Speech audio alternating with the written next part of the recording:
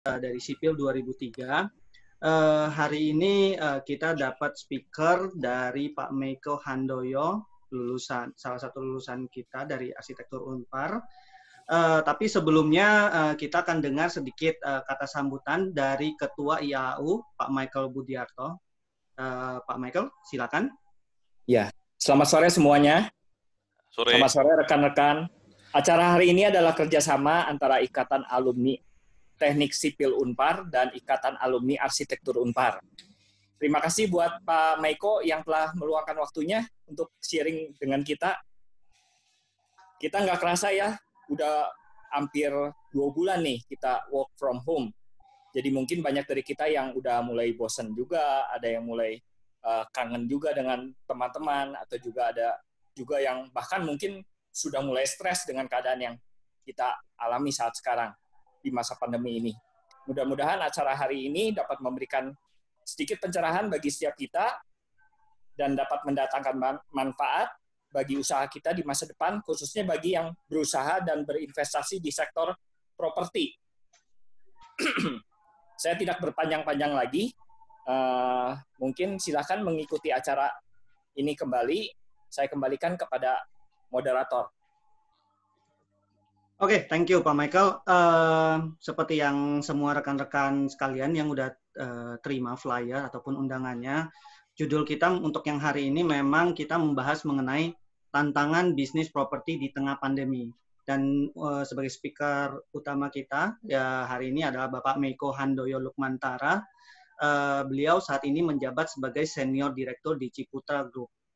Oke, nggak usah berpanjang-panjang, langsung aja kita masuk ke sebenarnya hari ini kita bawaannya lebih ke santai, ngobrol, diskusi dengan Pak Meiko. Ya Pak Meiko?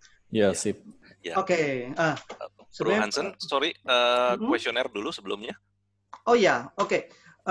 Sebelumnya hari ini kita mau coba untuk memberikan kuesioner. Silakan semua rekan-rekan yang udah tergabung bisa lihat ke layar masing-masing. Nah, ini bisa masuk ke www.menti.com. Nanti di situ bisa masukkan kodenya 892612. 892612. Kita ada sedikit kuesioner. Mudah-mudahan ini nanti bisa jadi masukan buat panitia ke depannya.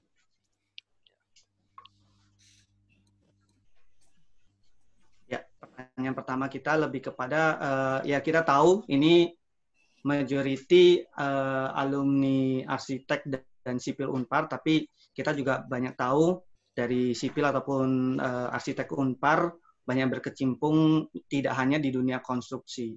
Jadi silakan diisi profesi atau bidang industri Anda saat ini.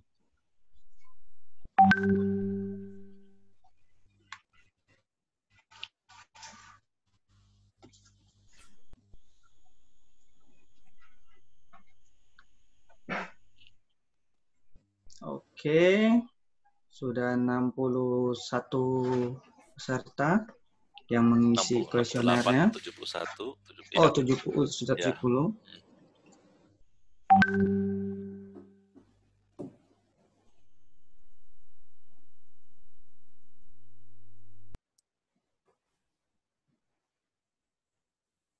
Ya.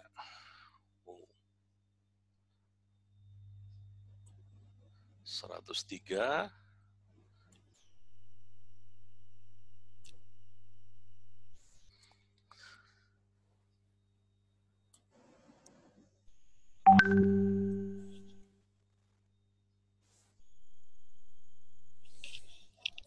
Ternyata banyak yang dari properti konstruksi ya Pak Meiko ya. Ya, sesuai judul. Sesuai judulnya.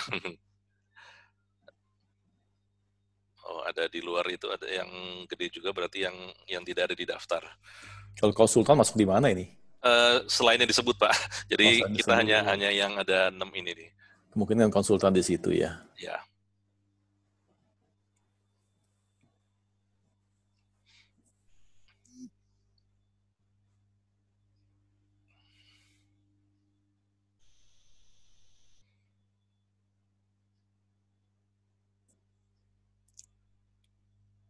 Iya. sudah 171. Mahasiswa mana nih Pak? Banyakan. Nah, semua ini, ya? Semua jurusan ya? Nggak dipisahin, Pak. Mungkin kebanyakan dari sipil dan arsitek, Pak. Iya. Karena kami yang distribusi ke mahasiswa, ke himpunan juga. Oke. Total hari ini yang join berapa orang ya, Bang ya? Sorry. Pendaftar ada sekitar 470 lebih tadi. Dan yang udah join ini udah 326 orang. 326, ya. Ya.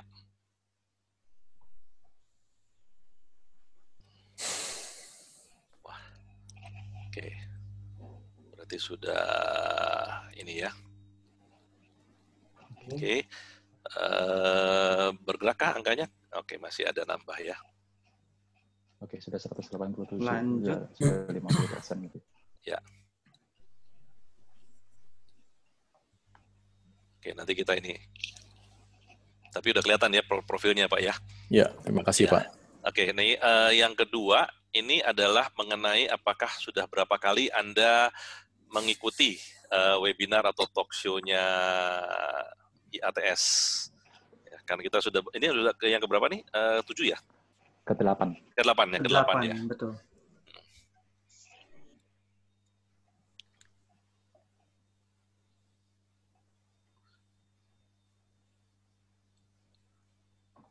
Wah, sudah ada banyak yang ini ya. Peserta baru berarti. Ya, peserta baru banyak. Mungkin selama ini karena IATS yang bikin, banyak yang nunggu topiknya properti, Bang. Ya. Ya. Oke, berarti banyak yang baru ini. Ya, oke. Saya stop share ya. Mungkin hasilnya akan tetap masuk, tapi nanti selanjutnya silahkan Bro Hansen lanjut diskusi. Nanti kalau slide saya sudah siapkan.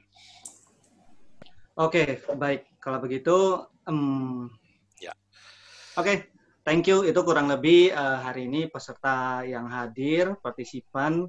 Ya, kebanyakan kita masih di dunia properti, konstruksi, dan seperti yang tadi coba kita lihat, rata-rata hari ini kebanyakan yang baru pertama kali gabung juga. Tapi it's okay. Kita balik lagi ke tadi topik kita, tantangan bisnis properti di tengah pandemi ini. Saya mungkin langsung ke Pak Meiko aja.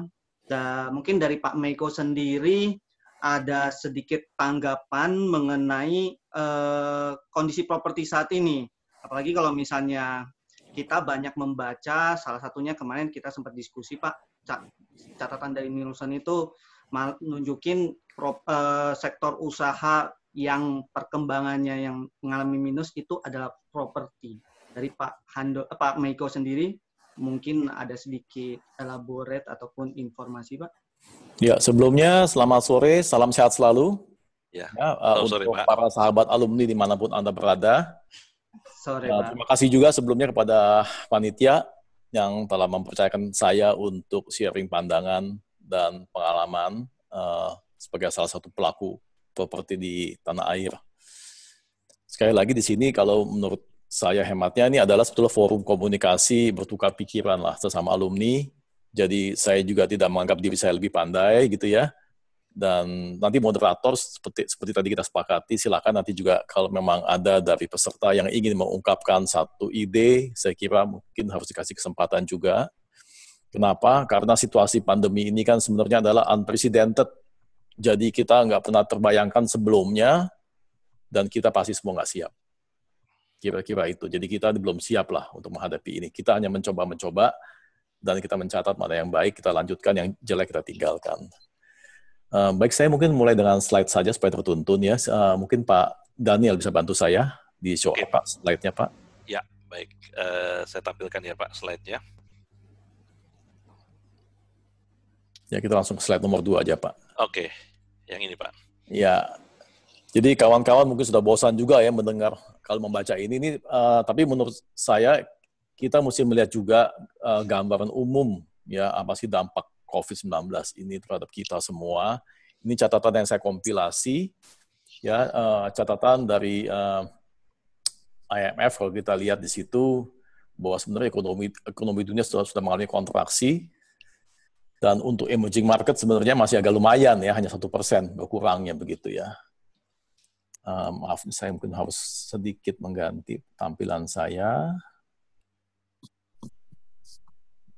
Oke, ekonomi Indonesia Q1 kita bertumbuh ya 2,97%, tapi ini sebenarnya sudah mengalami penurunan kalau dibandingkan dengan Q4. Ini data dari BI yang saya catat. Kemudian kalau inflasi itu year on year masih terkendali, masih cukup baik. SBN juga masih oke, ya, masih memberikan imbal hasil yang cukup bagus. Akibatnya juga nilai tukar rupiah kita juga masih cenderung stabil dan menguat bahkan, ya. NPL gross juga kalau kita lihat data per Maret 2020 juga masih di kisaran 2,77, masih tergolong oke. Dan KAR perbankan juga ternyata nggak turun banyak gitu ya. Nah ini adalah secerca harapan lah kalau menurut saya. Meskipun kita baru mencatat ini per Maret, yang berarti baru mengalami 1 bulan ya. Saya mengikuti sedikit paparan Ibu Sri Mulyani minggu lalu, dikatakan bahwa angka pengangguran kita saat ini itu sudah kembali kepada angka tahun 2011, begitu ya. Jadi hasil jerih pemerintah selama hampir 9 tahun, hanya dengan COVID, 1 sampai 2 bulan sudah menghantam begitu banyak angka pengangguran. Baik Pak Daniel, silakan next slide.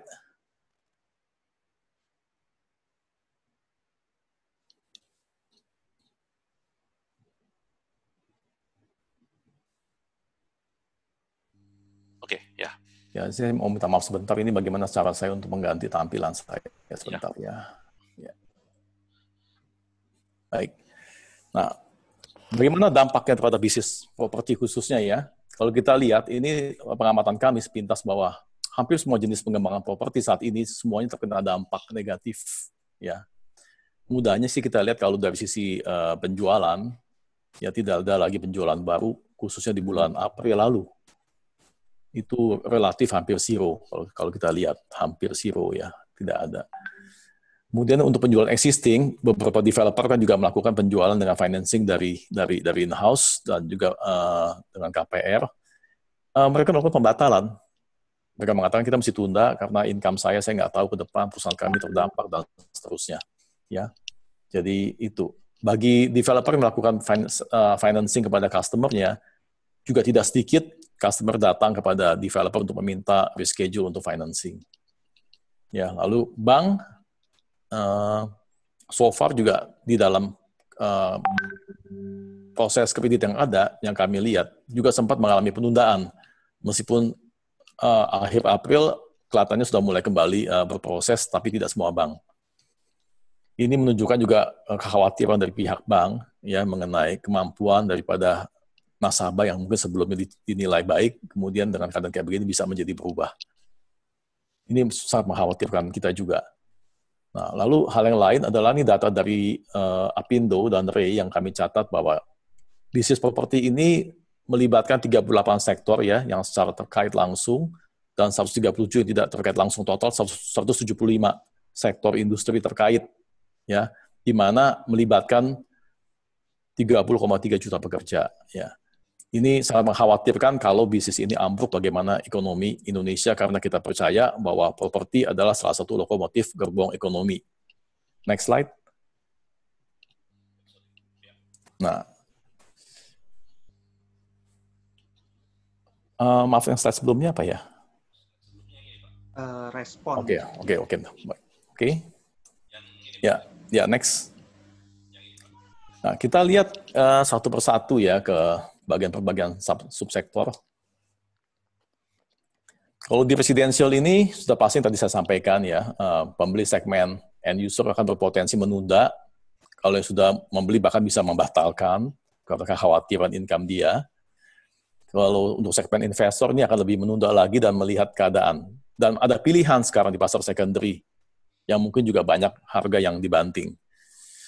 Untuk mall dan retail, kita tahu sebelum COVID pun, pada saat bisnis online sudah merebak, beberapa pengusaha di mall retail pun juga sudah mulai berjuang mati-matian dan fungsi mall sudah berubah arah menjadi F&B ya, lebih pada lifestyle mall. Nah, akibat ini jelas nggak mungkin, sehingga kunjungan pasti menurun tajam. Nah, anchor seperti bioskop, apalagi bisnis showbiz seperti ini lebih nggak mungkin lagi ya. Dan hotel, terutama MICE, ini juga pasti nggak mungkin bisa dilanjutkan. Bahkan bangket-bangket hotel yang biasa menjadi motor income bagi hotel itu juga mengalami pukulan yang sangat berat. Sehingga banyak hotel nanti kita akan lihat dia sudah mulai coba bergeser mencari celah bagaimana untuk tetap membuat adanya pemasukan bagi industrinya. Office ini sebenarnya sejak tahun 2017 juga sudah mengalami oversupply. Ya, kondisi hari ini ya sebelum adanya co-working space pun juga sudah mengalami pukulan dan oversupply. Nah, hari ini banyak orang sudah mulai pengalaman dan mengalami ternyata bekerja di rumah pun juga dimungkinkan begitu ya. Meskipun menurut data yang kita lihat di beberapa negara maju, memang efektivitas bekerja di rumah itu mungkin masih sekitar 50%. Tetapi sudah sangat dimungkinkan. Ini juga akan bisa menjadi salah satu pukulan juga untuk supply office ya. Konstruksi, jelas salah satu partner kami sebagai developer, ini juga pasti akan mengalami potensi tertunda karena supply chain-nya. Jumlah pekerja juga pasti akan banyak menurun akibat pembatalan dan penundaan pembangunan. Sekolah relatif lebih stabil karena masih dapat dilangsungkan meskipun mungkin secara fisik mereka tidak gunakan lagi ruang sekolah untuk sesaat ini menggunakan e-learning, tetapi sekolah tetap akan menjadi prioritas bagi banyak orang untuk tetap terus untuk berjalan. Saya kira ini sekolah masih salah satu bagian subsektor yang masih bisa berjalan di situ. Hospital, belakangan ini kalau kita lihat hospital juga mengalami penurunan karena lebih banyak fokus ke COVID dan banyak orang yang sakit. Kalau sakitnya masih bisa istilahnya masih bisa berobat dengan makan obat-obat yang biasa, nggak perlu ke rumah sakit, nggak usah ke rumah sakit menunda. Sehingga mengalami juga jumlah pasien yang menurun karena mereka khawatir kalau ke hospital itu nanti akan terjangkit penyakit, kira-kira begitu ya. Namun bagi inpatient yang memang terpaksa mesti masuk, justru kami mengalami peningkatan kualitas. Biasanya mereka memilih kelas 2, sekarang mereka memilih kelas 1. Yang kelas 1 mungkin naik menjadi VIP. Apa alasan? Karena mereka mau mendapatkan kamar yang memang privately hanya untuk dia, dan tidak mau campur dengan yang lain. Kira-kira itu yang kita lihat, ada beberapa dampak-dampak atau respon-respon akibat adanya COVID-19 ini. Ini hanya gambaran sekilas, pintas, masih banyak lagi sebenarnya yang bisa diungkap. Next slide. Oke. Sorry.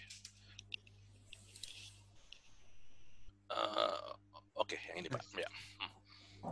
Ya, kalau ditanya apakah pemerintah sudah merespon, jawabannya pasti iya. Pemerintah sudah sangat bekerja keras kalau menurut kami. Banyak insentif, banyak program sudah dilakukan ya dari keuangan, dari OJK, dari BI, ya. Salah satu di antara insentif PPh 21, ya, PPh UMKM, pembebasan PPh 22. Namun ini semua belum tentu berarti kepada properti akan mendapatkan nilai dampak positifnya, ya. Sisi insentif perpajakan bagi beberapa perusahaan yang sudah menerapkan penggajian dengan sistem gaji net, tentu harusnya PPh 21 itu larinya kepada perusahaan. Tetapi dikatakan jelas di situ itu harus dikembalikan kepada karyawan. Ini kan tidak memihak kepada pengusaha sebetulnya kira-kira. Nah, kemudian PPh 21 ini ternyata juga tidak berlaku untuk kegiatan usaha yang bentuknya joint operation atau KSO, di mana kebetulan kalau kami dari Grup Ciputra belakangan ini, kami banyak sekali melakukan kerjasama dengan bentuk KSO, karena di situ tidak ada namanya pelaporan SPT di dalam JO, sehingga kami tidak eligible untuk hal ini. Kemudian insentif diskon 30% atas angsuran PPh 25. Ya, ini juga salah satu upaya pemerintah, tetapi kita yang di bidang real estate ini tidak menganut pajak itu, kita menganut sejak awal adalah pajak final. Jadi akibatnya insentif diskon 30% atas angsuran PPh 25 pun tidak bunyi, gitu kan. Lalu insentif PPN, ini juga hanya berlaku untuk perusahaan ekspor-impor. Nah, mengenai peraturan OJK, ya, yang mengizinkan penundaan pembayaran cicilan hingga 1 tahun ke depan, ini memang disikapi beragam, karena memang dalam pelaksanaannya OJK melepaskan ini kembali pada bank pelaksana. Nah, ini memang bagi kawan-kawan kami sebagian yang di REI juga sudah ada yang mengeluh betapa lambannya respon gitu ya dari bank mengenai hal ini. Nah, kemudian dari BI ini dan OJK mengenai subsidi bunga 6 bulan. Ya, untuk rumah ya, untuk KPR tipe 21, 22 sampai dengan 70 ya. Kemudian untuk klaster harga di bawah 500 juta itu ada diskon bunga 6% untuk 3 bulan pertama dan kemudian 3% untuk bulan kedua. Lalu untuk klaster harga yang 500 juta sampai 10 M itu ada diskon 3% untuk 3 bulan pertama, kemudian turun menjadi 2% untuk bulan kedua. Ini sudah cukup menyejukkan gitu ya bagi kita punya klien yang mengambil rumah dengan menggunakan sarana KPR atau KPA. Nah, tapi sekali lagi pelaksanaan kami belum monitor sejauh mana. Kemudian penundaan PBB, termasuk pendaftaran tanah, perpanjangan sertifikat dan segala macam ini juga kita sudah mendapat masukan bahwa memang ada indikasi untuk ditunda. Namun sebenarnya kita masih berharap adanya mungkin kalau bisa semacam insentif atau pengurangan nilai. Ya, ini masih berjalan prosesnya, kita belum dapat konkretnya. Ya, ini salah satu bagian yang kita harapkan kalau pemerintah bisa bantu kami juga di sini. Nah, ini kira-kira so far yang pemerintah sudah lakukan, namun nggak semuanya berdampak positif kepada atau berdampak langsung kepada industri properti. Next slide. Nah, apa tindakan tanggap yang dilakukan oleh Ciputra Group? Ya, sebenarnya sebagian perusahaan saya percaya sudah melakukan ya. Kepada karyawan tentu kita memberikan prioritas kepada keselamatan kesehatan nomor 1 kan kesehatan dan keselamatan ya melalui kerja di rumah atau sisi piket pergantian. Intinya perusahaan tidak bisa berhenti gitu kira-kira. Kami beruntung bahwa industri properti ini jasa konstruksi masih diizinkan untuk bekerja ya. Nah, untuk itu kami perlu membuat protokol COVID-19 untuk memastikan semuanya akan berjalan baik ya. Dan juga kami menggunakan teknologi untuk membantu. Kami yakin ini pasti diperlukan sampai beberapa saat ke depan karena kita tahu sama-sama bahwa vaksin untuk COVID ini belum ada. Jadi pasti nanti akan timbul istilahnya new normal ke depan di dalam kita bekerja. Karena itu protokol itu harus dijaga terus. Kepada konsumen dan tenant juga kita sudah melakukan respon yang cepat dan fair ya terkait beberapa permintaan pembayaran relaksasi. Terutama mungkin juga pemilik-pemilik mall yang tenantnya mungkin minta kelonggaran-kelonggaran. Sudah banyak dibicarakan juga di level asosiasi dan AP2BI untuk bagaimana kita merespon kepada kami punya tenant. Juga pada klien-klien yang melakukan cicilan in-house kepada developer juga sudah banyak permintaan masuk dan so far yang kami punya data ya untuk yang kelas middle 80% skema reschedule pembayaran bisa disetujui ya. Saya berharap teman-teman pengembang lain juga bisa berhasil untuk mendapatkan kesepakatan bersama dengan kliennya. Juga kita mengoptimalkan teknologi untuk berkomunikasi tentunya dengan konsumen dan tenant. Ya, menyiapkan kembali billing management dan estate management sesuai dengan protokol pencegahan COVID. Ya. Lalu kepada broker, bank dan kontraktor ini juga tadi kita terima kasih pemerintah sudah mengizinkan kita bisa bekerja di lapangan, mengejar schedule serah terima. Apa yang kami lakukan adalah kami menerapkan isolasi ya buat pekerja ya. Jadi pekerja konstruksi di lapangan itu kami kunci di dalam dan memang kita harus betul-betul jaga pintu, MCK, kemudian tidur dan makan semua di dalam. Ya, dan kita berusaha sebisa mungkin melakukan separasi antara kontraktor A, B, dan C ya, sebisa mungkin. Tapi yang pasti mereka terisolasi dari dunia luar. Kalau mereka sudah keluar, itu kita mesti menjalankan protokol kesehatan untuk mengecek kembali apakah orang ini kena atau tidak. Menjadi catatan buat kita semua. Ini demi untuk menjaga kesehatan pekerja lainnya. Kemudian kepada pemerintah, Ciputra Group juga kita adaptif selalu untuk peraturan pemerintah yang ada, dan kita juga giat berkomunikasi melalui asosiasi. Dan juga kami membantu pemerintah di dalam mengatasi COVID-19 melalui rumah sakit kami. Kami kebetulan ada 2 hospital, satu berlokasi di Tangerang Selatan, dan satu lagi ada di Jakarta Barat. Jadi kami menyiapkan ruang isolasi ya bertekanan negatif dengan 210 bed tepatnya. Tapi tentu juga kami memperhatikan bagaimana pelayanan masyarakat pengguna jasa kami yang non-COVID, agar mereka tidak takut untuk datang ke hospital. Dan kami belum lama juga melakukan bantuan kepada Satpol ya yang bertugas untuk menjalankan pelaksanaan PSBB. Kami melakukan tes COVID ya, rapid test kepada mereka sebagai bentuk CSR kami. Nah, strategi perusahaan kira-kira garis besarnya adalah intinya kita melakukan perencanaan ulang untuk pembangunan saat ini dan pengembangan baru yang ke depan. Ya, melakukan efisiensi perusahaan itu pasti. Kemudian kita mendorong cara pemasaran inovatif ya dan adaptif terhadap teknologi, dan saya pikir ini adalah saatnya karena memang sebelumnya usaha digitalisasi marketing sudah lama dilakukan, namun kondisi pandemi ini lebih mendorong dan memaksa orang akhirnya untuk menjadi biasa menggunakan. Tentu terakhir dan tidak adalah melakukan restrukturisasi keuangan. Ya, gimana pun juga ini adalah darahnya perusahaan. Kita mesti lihat, saya nggak tahu teman-teman kondisinya bagaimana, mungkin ada yang memiliki pinjaman dengan bank, tentu akan lebih sulit ya. Oke, next slide please. Ya, ini cepat saja, ini adalah yang sudah kami lakukan. Next. Untuk karyawan. Next. Ini respon-respon yang tadi udah dijelaskan ya Pak Miko ya? Ya, kira-kira begitu. Nah, memang akhirnya ini menjadi biaya tambahan buat kami yang biasa kita nggak pernah lakukan, cukup pembersihan biasa, tiba-tiba muncul biaya untuk disinfektan. Next. Ya, ini untuk yang di estate, ya, di lingkungan. Next. Next. Oke, ini di proyek.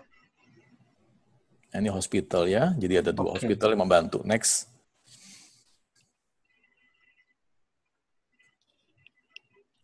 Ya, ancaman terhadap proyek properti jelas nyata ya. PSBB ini membuat kita nggak bisa keluar. Sementara properti semua juga tahu adalah high touch product yang istilahnya kita bukan kayak beli mobil yang dari manufacture pabrik yang standarnya jelas, cukup dengan online, deal harga, udah tinggal pesan bayar selesai gitu kan. Biasanya kalau properti kita mesti datang dulu, lihat lokasinya, barangnya pun juga karena yang bikin bukan developer kan, bikin kontraktor kan, standarnya juga kadang-kadang mungkin ada pembeli agak setengah nggak percaya, saya mesti lihat dulu pastikan, ya. Kemudian situasi ekonomi recovery yang diperkirakan lama ini pasti akan membuat ini akan semakin sengsara gitu ya kira-kira ya. Lalu bank seperti saya sampaikan tadi pasti akan lebih memperketat persetujuan kreditnya, ya karena sekarang semakin banyak variabel yang bisa mempengaruhi kemampuan debitur untuk membayar kreditnya. Nah, kemudian yang lain adalah potensi masalah debitur tadi, ya, masalah job security, pemotongan gaji, dan seterusnya. Meskipun pemerintah sudah himbau, tolong jangan dipotong, makanya PPh 21 kita support gitu ya. Lalu potensi cash flow perusahaan ini sangat jelas bisa terganggu. Next. Apa langkah-langkah strategi? Ini kira-kira detailnya. Untuk keuangan HRGA, kira-kira kita akan mulai melakukan yang namanya dari awal ya, melakukan simulasi stress test. Ya, kita melihat seandainya kata tidak ada penjualan seperti apa. Ini untuk mengukur kemampuan saldo keuangan perusahaan. Beruntung perusahaan masih memiliki tabungan, tapi kalau perusahaan tidak memiliki tabungan, ini memang menjadi nightmare. Dan apapun, tentu hasil stress test ini kita mesti siasati. Ya. Kita mesti melakukan restrukturisasi hutang, jika ada hutang. Kita juga mungkin harus kembali mengecek AR kita, piutang kita ya, untuk menjamin ketersediaan cash kita. Lalu tentu efisiensi di segala bidang untuk menekan biaya. Ya, kami masih berusaha untuk tidak sampai pada PHK, dan kami berharap teman-teman properti lain juga demikian untuk menjaga aset human capital kita yang bagus untuk jangan sampai lepas gitu ya. Konstruksi dan BD dan business development ini kita melakukan perencanaan ulang untuk pembangunan. Untuk pekerjaan yang sudah berjalan, ini policy kita akan komit jalankan terus gitu ya. Tetapi yang belum jatuh SPK, kita akan tunda sebisa mungkin dengan tetap memperhatikan janji serah terima. Jadi kita akan melakukan perencanaan ulang untuk pengeluaran biaya konstruksi ini. Karena di bisnis properti ini yang paling besar biayanya adalah konstruksi. Jadi cash out ini yang kita mesti jaga dari sisi perencanaan pembangunan. Ya, sekali lagi yang sudah berjalan kita tidak stop. Karena kalau kita stop pun juga bangunan mangkrak nggak ada gunanya gitu kan, nggak ada value-nya. Lanjut terus ya. Bagaimana caranya bisa lanjut dengan isolasi tadi, isolasi pekerja. Tapi untuk yang belum SPK, nah ini kita lakukan penundaan dengan tetap menimbang, memperkirakan janji serah terima pada konsumen tentunya. Kemudian merencana ulang pengembangan pembukaan usaha baru, ya tentunya kita mesti melihat lebih hati-hati ke depan. Kemudian mengatur pembiayaan, pembayar pada kontraktor, ini tergantung pada kemampuan cash masing-masing perusahaan, ya dengan asas win-win. Saya tahu ada beberapa juga mungkin perusahaan membayar kontraktornya mungkin 10% dari nilai kontrak dengan aset tanah begitu ya, untuk mengurangi tekanan cash dari pihak developer. Tapi ini semua tergantung, ini harus win-win ya. Karena kontraktor nggak bisa kita paksakan juga kalau memang dia tidak memiliki lagi kemampuan keuangan. Untuk perbankan, kita sudah berkomunikasi, dan sesuai dengan aturan dari OJK yang ada, kita berkomunikasi untuk mengatur kembali tentu pembayaran hutang pokok dan bunga. Ya, ini kembali ini dasarnya adalah bagaimana kita mengatur cash management kita. Untuk KPR, kita juga bicara dengan perbankan, bagaimana supaya dukungan KPR tetap dapat dilaksanakan, terutama terkait dengan akad kredit. Ini sempat kita mengalami awal masuk pandemi Indonesia itu di Jakarta khususnya, semua nasabah yang sudah disetujui KPR-nya itu akhirnya tidak bisa melakukan akad. Satu, karena banknya kan tutup. Kedua, kalau bank tidak tutup juga masih kekhawatiran dari pihak notarisnya tidak mau ketemu. Macam-macam lah. Tapi syukur ini semua sudah diatasi dan sejak akhir April, kegiatan akad sudah dapat berlangsung dengan normal, dengan protokol kehati-hatian dan kesehatan yang tentu kita sudah jamin. Kemudian dengan pemerintah kembali melakukan komunikasi berkesinambungan, ya, karena tadi kita lihat pemerintah sudah banyak membantu ya kepada dunia usaha, namun kepada properti itu sendiri kelihatannya juga memang belum sepenuhnya banyak dapat membantu. Karena itu kami tetap terus berkomunikasi agar bisnis usaha properti ini dapat lebih diselamatkan lah. Karena Anda sudah lihat tadi bahwa di belakang itu kan banyak industri terkaitnya ya. Dan itu melibatkan 30,3 juta pekerja di belakangnya. Marketing, nah ini kita meningkatkan customer experiencing melalui perubahan seluruh kolateral marketing yang ada dengan digital. Sebenarnya sesuatu yang sudah menjadi impian lama, tetapi selalu ada hambatan mental. Ya, ada hambatan mental, baik dari usernya maupun juga kita sebagai pelaku ya. Begitu user sudah menolak, kita sebagai pelaku juga kita juga jadi maju mundur. Tapi sekarang kelihatannya sudah nggak punya pilihan, dan ternyata nanti kita akan lihat dalam slide berikutnya, ternyata online selling itu jalan, bisa dilakukan. Untuk jangka pendek, mungkin saran saya kepada teman-teman juga yang memiliki usaha yang serupa dengan kami, mungkin kita bisa prioritas untuk penjualan inventory kita yang memang sudah nggak lagi membutuhkan penambahan biaya besar, seperti stok-stok lama itu mungkin sebaiknya segera dijual saja di Lego. Kami pun juga sudah menyiapkan beberapa program, khususnya pada loyal customer kami, ya sebagai satu nilai apresiasi pada mereka, kita memberikan sebuah penawaran khusus lah. Ini salah satu strategi untuk menarik uang dalam jangka pendek agar cash flow kita dapat kembali berjalan dengan baik. Next slide. Ya, selanjutnya ini saya akan lebih banyak melihat kepada action plan melalui digital activity yang saya sampaikan tadi, bahwa pemikiran ini sudah lama sebetulnya, tapi kelihatannya memang user itu enggan gitu ya. Karena tadi saya katakan, properti adalah high touch. Jadi mereka tuh lebih suka untuk ketemu, ya, melihat sendiri di lapangan. Ya, tapi akhirnya setelah keadaan ini, dan tentu didorong oleh kebutuhan, kita bisa menjalankan dengan cukup baik. Next slide. Ya, ini adalah salah satu contoh iklan media sosial yang kita lakukan. Sebenarnya sudah lama kita lakukan hal-hal ini.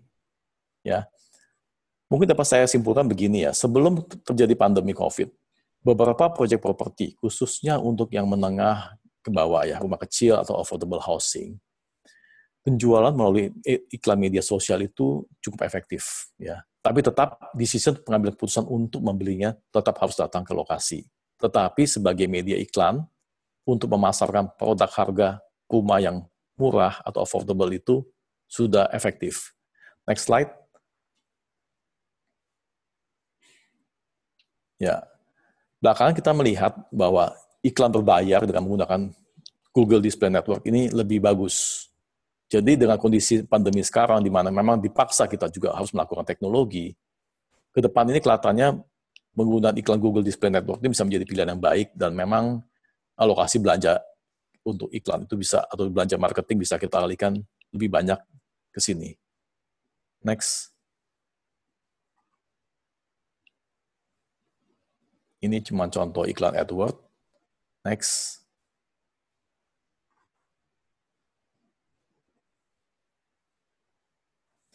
Ya, di dalam situasi pandemi di mana kita nggak mungkin lagi ketemu dengan klien, dengan calon prospek, maka online product knowledge ini menjadi salah satu pilihan. Ya, ada beberapa metode kami lakukan.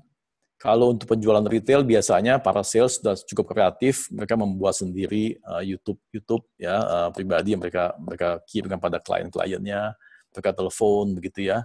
Terus mereka bilang, Bapak Ibu lihat dong produk kami gitu ya. Kemudian karena kondisinya memang seperti ini pandemi, kita lebih banyak lagi menggunakan teknologi lain seperti kayak Zoom. Sebenarnya WA call sudah ada, tapi waktu itu memang tetap orang kan maunya ketemu tatap muka langsung. Nah, saat sekarang ini teman-teman sales sudah melakukan PK melalui Zoom ya secara pribadi, maupun juga kita secara B2B ya. Artinya kalau kita ada satu produk baru, kita adakan PK online dengan mengundang sejumlah broker gathering, kita buka satu conference melalui Zoom. Jadi ini sudah menjadi sebuah kebiasaan baru 1 bulan terakhir. Next.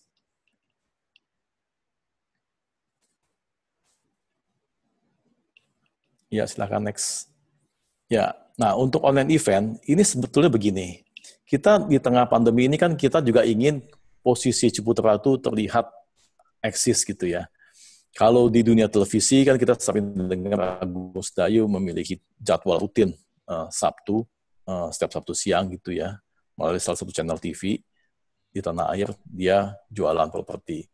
Nah, kira-kira ke depannya kita akan mencoba menyiapkan online event berjadwal. Ya, temanya adalah cerita punya properti dari Ciputra Group. Ya, nah apa yang mau disajikan sana? Macam-macam. Bisa mulai dari pengenalan proyek, tips-tips membeli properti, ya, atau kita belajar sedikit banyak mengenai green building. Jadi ada edukasi juga di situ ya. Jadi nggak melulu semuanya hard sale di situ. Nah mungkin teman moderator bisa bantu saya diklikkan yang salah satu video. Ya kita coba aja. Ya kita coba aja Pak. Yang mana aja Bapak ada. Oke, baik. Sebentar Pak ya. Saya stop sharing sebentar. Saya pindah dulu. Oke. Berarti kalau Pak Meiko dari yang tadi sedikit Bapak jelasin, lumayan banyak inovasi ataupun perubahan-perubahan yang Bapak lakukan juga di marketing, tadi keuangan juga, untuk menghadapi karena perubahan-perubahan karena pandemi ini ya Pak ya? Iya Pak, ini kita kan mesti survive Pak, jadi segala hal memang kita mesti berubah Pak. Saya share ya Pak ya, video ya, yang silakan. Ciputra, yang Citra Maja yang online ya Pak ya? Ya, silakan. Oke.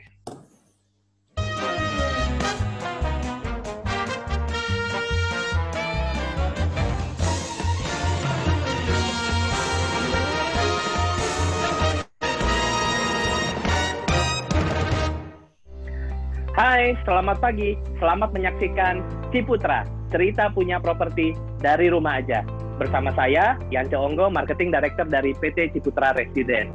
Kali ini, kita akan menyaksikan episode cerita launching.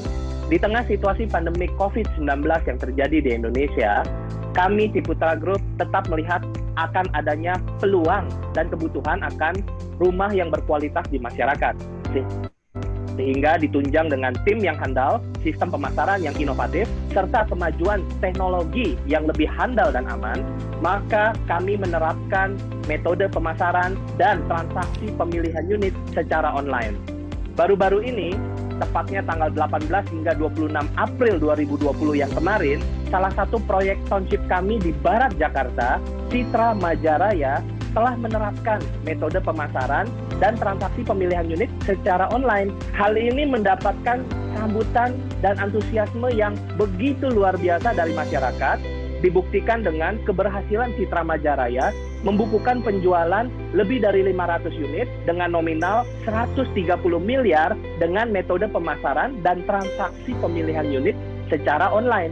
Hal ini tentu saja menjadi angin segar untuk industri properti di Indonesia, serta menjadi catatan tinta emas untuk grup kami, Ciputra Group, karena menjadi developer pertama yang berhasil mencatatkan metode pemasaran dan transaksi pemilihan unit secara online dengan jumlah peserta dan unit terjual terbanyak di Indonesia hingga saat ini. Berikut ini kita akan saksikan bersama-sama situasi proses pemilihan unit secara online dan testimoni dari para pembeli yang sudah merasakan langsung proses pemilihan unit secara online dan para sales in-house dan agent properti yang juga turut serta mengikuti proses pemilihan unit secara online ini. Mari kita saksikan. Masuknya kan di sini nih. Iya. Nah, Ibu biru yang di sini atau yang di bawah atau yang sebelah kiri nih? Selamat ya Ibu ya, unitnya Ibu sudah terpilih. Baik, ini Putri konfirmasi ulang ya Bu ya. Ya. Untuk klaster yang Ibu pilih di Ayodhya. 18 itu kan udah keisi semua dibuat rutin ya Pak ya? Ya, kalau yang sudut udah keisi semua Pak Ari. Ini sudah diseminyak Pak untuk titiknya. Tapi mungkin bisa dibantu untuk di zoom in di bagian tertentu bloknya. Yang paling atas itu yang dekat jalan raya apa tuh Mbak? Yang hijau ya Mbak? Iya yang hijau. Itu yang tipe 22 kan? Betul sekali Ibu. Kawasannya Siak, bloknya M1708 ya Bu, luas banget 36, luas sananya 96. Tipenya Magnolia ya Bu, apakah sudah oke? Kalau sudah oke, unit yang sudah dibeli tidak dapat diganggu atau ditukar ya Bu? Terima kasih Ibu untuk pemilihannya di sini telah selesai. Baik Ibu, jadi nanti untuk info lebih lanjutnya kita bisa by WhatsApp atau nanti telepon. Iya, 18 sama 17. 17 ya Pak ya? 18 sama 17 ya. Oke ya Pak ya. Baik ya konfirmasi ya untuk kalau yang unit yang Bapak pilih ini kawasannya Seminyak ya Pak, Blok. Terima kasih ya Pak. Oke, terima kasih Mbak Fitri, terima kasih Ibu Christine pada hari ini sudah pilih unit yaitu Klaster Ayodhya. Yang nomor berapa Bu? Itu yang ini yang O19 atau O20? Proses pemilihannya sih cepet sih, enak. Kayaknya lebih enak online deh. Terus nanti dia nanyain data-datanya. Kayak lebih enak online deh. Jadi ngantrinya nggak perlu datang ke Ciputra jauh-jauh. Cukup puas ya, soalnya kita nggak perlu datang ke Citraland kan kemarin akhirnya di cancel. Terus juga jadi hemat waktu juga. Terus juga ya fair sih. Saya sama istri saya kemarin.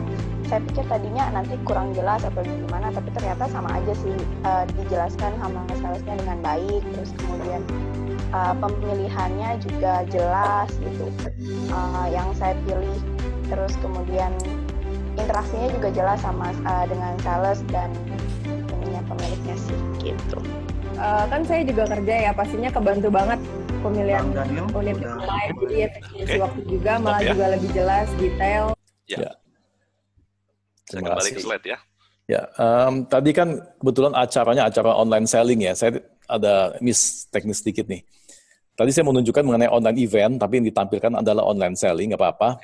Tadi online selling untuk proyek Majaraya, itu proyek harga di bawah 500 juta rupiah, yang dilakukan oleh direktur kami, kira-kira itu bulan April akhir kemarin, pertengahan, itu bisa menghasilkan sales 516 unit senilai 130 M.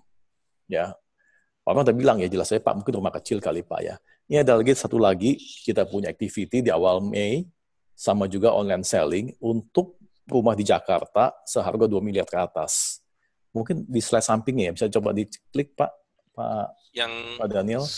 Yang sebelah kanan ini, yang link ya, ini. Mudah-mudahan kagak salah nih, karena sebetulnya tempatnya nggak boleh di online event. Dia harusnya di online selling Pak.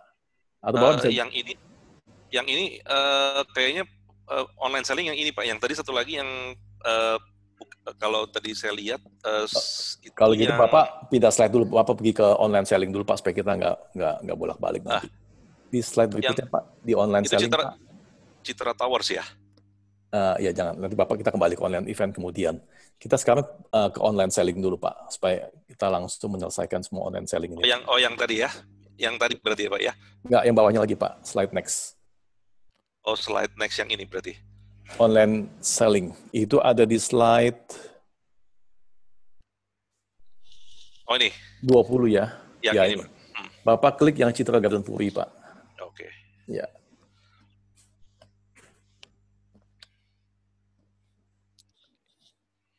Ya, ini untuk penjualan yang di Jakarta. Jadi, memang saya... Suaranya kedengeran, Pak? Ya, silakan. Nggak apa-apa. Okay. Nggak bisa, Pak.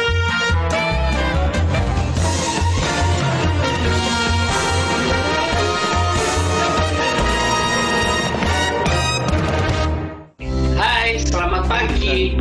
Selamat menyaksikan Ciputra, cerita punya properti dari rumah aja. Bersama saya, Yance Onggo, Marketing Director dari PT Ciputra Residence. Kali ini kita akan menyaksikan episode cerita launching dari Citra Garden Puri, Jakarta Barat. Setelah sukses menerapkan metode pemasaran digital dan transaksi pilih unit online di Citra Majaraya, kami juga menerapkan metode yang sama di Citra Garden Puri, Jakarta Barat. Kali ini Citra Garden Puri, Jakarta Barat berhasil melakukan penjualan secara online sebesar 55 miliar dalam satu hari. Sekali lagi, ini merupakan angin segar bagi industri properti di Indonesia dan menjadi catatan tinta emas untuk grup kami. Gambar tidak muncul ya.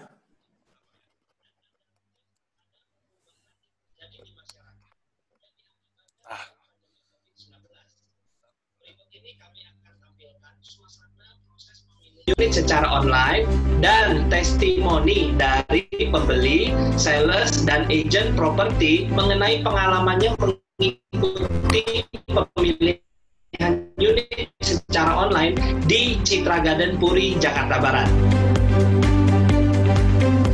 Oke, ini yang tadi terakhir 815 garis ya? Iya, ini 815. Ya, ini saya klik pilih unitnya ya Pak ya? Ya. Nah, layar berikut menunjukkan untuk simulasi cara bayarnya, Pak. Luas bangunannya 128, luas tanahnya 120, tipe rumahnya Zinnia. Iya, betul. Udah bisa saya konfirmasi pilih unit ya, Bu ya? Iya, oke, baiklah. Terlihat di layar ya, Pak? Eko Bravo, 717 cuma satu ya? Cuma itu doang ya? Ada tiga unit ya. Ada betul. Itu kita bisa lihat dari posisi pintunya Bu ya. Itu bukan sih Bu, bukan tutup sate Bu. Oke, baik. Proses pembelian rumah sudah selesai Bu ya. Yang AE nomor 2 tuh kok. Buruan sebelahnya udah diambil orang kok. Iya. AE nomor 2 kan kok. Ini ya. Iya. Orang kita kok. Iya, terlihat jelas ya Bu ya. Ya dilingkari hitam nih Bu ya. Jadi spek kayak misalnya kita udah dapat kanopi baja dengan tempered glass. Oh benar ya, dapat ya. Iya. Ini direkamkan ya. Direkam. Ya, ada rekamannya Pak. Ada rekamannya Pak. Betul. Iya, saya coba unitnya ya Pak ya.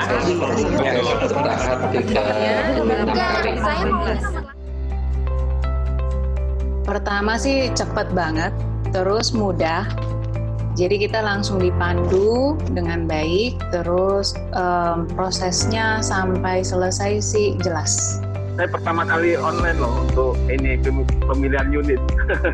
Cara cepat mereka, respon juga cepat, pilih juga cepat, luar biasa cara online. Untuk pemilihan unitnya gampang banget sih. Jadi cuma butuh waktu 10 menit doang, terus tinggal pilih, tinggal konsultasi, udah habis itu beres sih, simple. Gampang sih selama internet cepat, itu tuh prosesnya aman, cepat, kayak gampang lah. Kemarin sih cepat sih, nggak nyampe kayak 10 menit bah. Itu sih. Baik, terima kasih Pak Daniel. Jadi sahabat-sahabat alumni ini tadi mengenai online selling, maaf bukan online event, online selling, di mana kami ada 2 proyek, sejak April kita memasarkan secara online selling, kedua-duanya membukukan penjualan yang menurut kami di masa pandemik ini cukup spektakuler. Ya. Namun ada yang membedakan, ini bukan online selling seperti halnya kayak di Shopee, Tokopedia. Penjualan online property selling ini harus dengan pendampingan. Jadi kalau Anda lihat dalam slide itu, dalam video sebelumnya, bahwa semua harus ada pendampingan, komunikasi dua arah, cuma bedanya kita ada physical distancing aja. Ya, tapi alhamdulillah ini kayaknya bagus, bisa menghasilkan sebuah sales, meskipun awalnya kita agak ragu untuk memasarkan properti harga 2M ke atas ya. Jadi pada video kedua itu adalah properti di atas 2M. Ternyata kita bisa menjual 55M dalam satu hari. Ya, jadi ini adalah berita bagus. Mudah-mudahan teman-teman yang bergerak di bidang properti bisa meniru cara kami supaya industri kita tetap bisa hidup ya. Pak Daniel, kita mau kembali ke online event, Pak. Ya. Oh, oke. Nah, online event ini ya kembali yang tadi, mungkin tadi salah pilih, bukan online event. Nah ini, tadi salah milih slide, Bapak cuma tunjukkan kami yang Citra Towers mungkin ya. Oke. Ya. Berarti saya tunjukin yang Citra Towers ya Pak ya? Ya, silakan Pak. Oke, sebentar Pak, saya ambil ininya. Saya cukup menarik tadi pas yang di online selling itu kan pas video call itu. Kita saksikan dulu ini. Ya, sebentar ya, saya tampilkan yang Citra Towers ya berarti ya. Oke, saya balik dulu ke ini. Stop sharing. Saya share yang Citra Tower. Oke.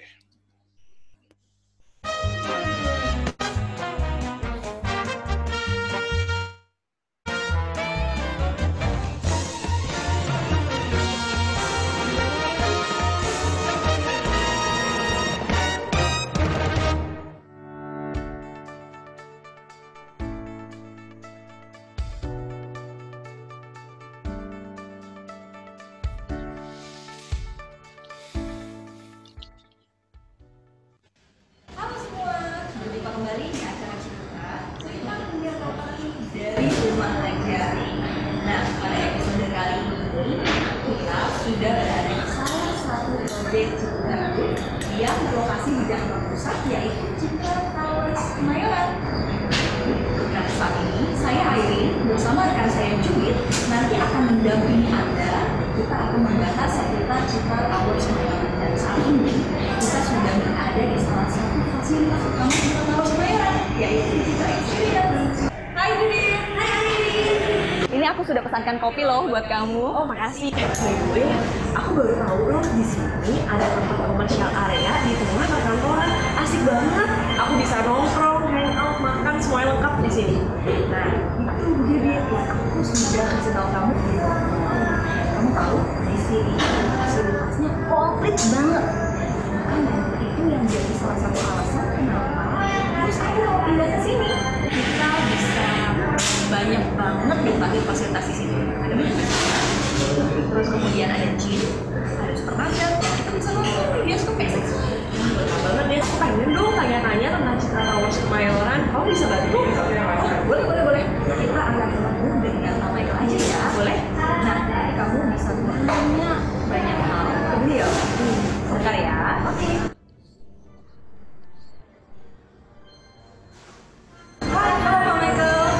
Kebetulan kita sudah ada di Citra Towers, bisa ketemu? Oke, aku naik sekarang ya. Yuk, oke, ayo.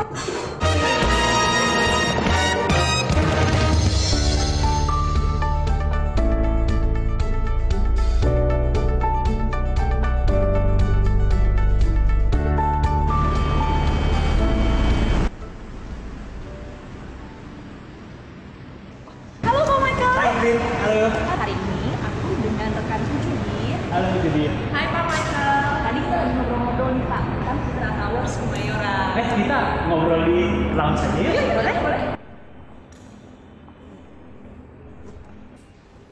Yuk, silakan duduk. Oke, terima kasih. Saat ini kita berada di lobi utama Citra Towers. Cukup Bang Daniel? Ya, oke. Lapang banget ya. Betul sekali, itu yang menarik dari Ya, itu hanya salah satu contoh online event kami, seperti halnya acara properti yang ada di televisi. Ya, ke depan setiap proyek akan lebih kreatif dalam membuat isi acaranya, tidak melulu jualan, tapi bisa juga ada unsur edukasinya. Cuma saya nggak tahu ini linknya Pak Daniel belum terima ya kelihatannya ya. Yang mana Pak? Yang edukasi Pak. Yang edukasi saya belum terima Pak. Belum terima ya, ada di Pak Michael mungkin kalau begitu ya. Ya. Saya ada satu lagi, nah online event ini bisa juga dibuat dalam bentuk drama ya, sebagai salah satu unsur penarik. Ya, sayang saya nggak bisa tampilkan di sini. Jadi kita sudah minta kepada semua proyek agar setiap divisi membuat sendiri.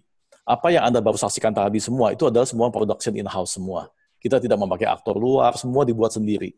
Memang awal-awalnya kayak tadi Anda mendengar, suaranya kan agak jauh ya. Meskipun kita sudah belikan mic yang khusus, ya, mikrofon khusus, tapi tetap karena memang namanya bukan profesional di bidangnya. Tapi kita mencoba terus menggali ya, agar ke depan semakin baik kualitasnya. Atau ke depan bisa juga kita kerjasama dengan production house ya, untuk membantu. Siapa tahu nanti kalau tiba-tiba ini menjadi sebuah normal baru, semua property business membutuhkan jasa seperti ini, bisa-bisa banyak pihak-pihak kecil gitu kan, sebagai outsourcing gitu ya, untuk membantu developer yang tidak memiliki kapasitas untuk membuat sendiri.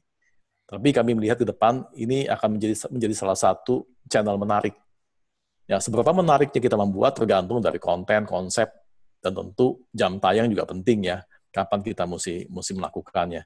Sekali lagi kami juga masih dalam tahap awal, kami masih terus mencoba memperbaiki. Tapi mudah-mudahan ini bisa menjadi satu inspirasi buat teman-teman alumni sebagai pendengar pada hari ini. Kita pindah ke slide berikutnya Pak Daniel. Yang virtual tour. Iya, virtual tour. Ya. Nah, ini salah satu lagi bentuk, ini adalah salah satu bagian daripada e-flyer kami sebetulnya, atau e-brochure kami, di mana kami ingin pembeli itu memiliki suatu kebebasan untuk melakukan sesuatu sebagai pengganti site visit, sesuatu yang lebih realistis. Ya.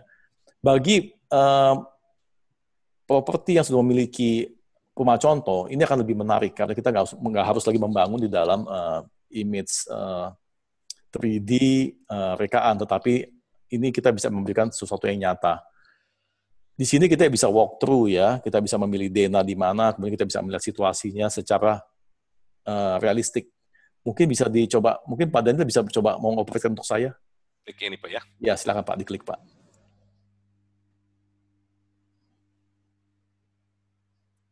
Oke, ini saya pindah dulu share screen-nya Pak ya. Saya pindahkan dulu share screen-nya ke tadi. Oke, ini. Ya. Ya, ini Pak. Ini Pak, betul?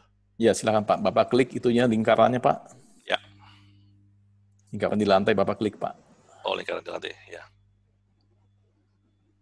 Ya, kita mau naik ke atas Pak ya. Ya, Pak. Terus naik ke atas Pak. Sorry, ini ya oke. Oops. Oke, naik lagi.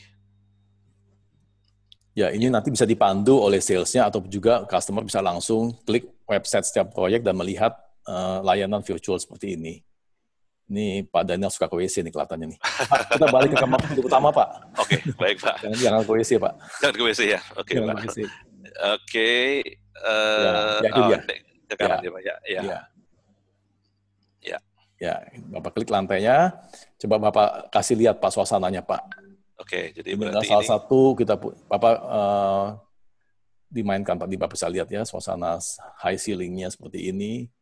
Nah, ini kira-kira yang nanti customer akan dapatkan dimensi ruang ini yang kita tawarkan Pak. Nah, sebagai salah satu nilai unggul produk kami. Ya, ini cuma salah satu contoh bagaimana kita menggunakan virtual tour dalam lebih memboosting pengenalan produk kami. Oke. Saya kira cukup kali Pak Daniel. Thank you. Oke, baik Pak. Oke. Sekali lagi kawan-kawan, sahabat alumni, ini bukan hal baru sebetulnya, tetapi ketika sebelum masa pandemik, betapa susahnya kita untuk mendorong ya prospek atau calon klien, bahkan sales kita sendiri untuk mengenalkan ini kepada prospek kita. Tapi saat sekarang ini begitu mudahnya dan mereka mau untuk masuk dan mencoba. Jadi ini adalah satu nilai positif ya, pandemik ini membuat kita lebih mengoptimalkan semua teknologi digital yang sudah ada untuk lebih mencapai pada sasaran dan kebutuhannya. Pak, kita lanjut Pak, slide-nya Pak. Slide-nya ya. Udah tinggal sedikit sih, nggak banyak. Ya. Ya. Ini lanjut aja Pak, ini layanan video call seperti biasa. Ya, ini juga tetap kita jalankan. Terus Pak, ini sudah dibahas tadi. Ini sudah ya. Ya, next Pak. Nah, ini kira-kira ya residential after pandemic ya. Jadi kita melihat pembeli end user akan lebih. Oke, sini Pak ya. Ya, pembeli end usernya akan lebih pulih dulu Pak untuk industri residential ini. Ya, pembeli investor memerlukan waktu lebih panjang karena mereka masih bersifat wait and see. Untuk desain layout hunian mungkin akan lebih mengakomodir kebutuhan mungkin work from home mungkin Pak ya. Kamar-kamar itu bisa menjadi fungsi ganda atau ruangan tertentu bisa fungsi ganda sebagai office misalnya.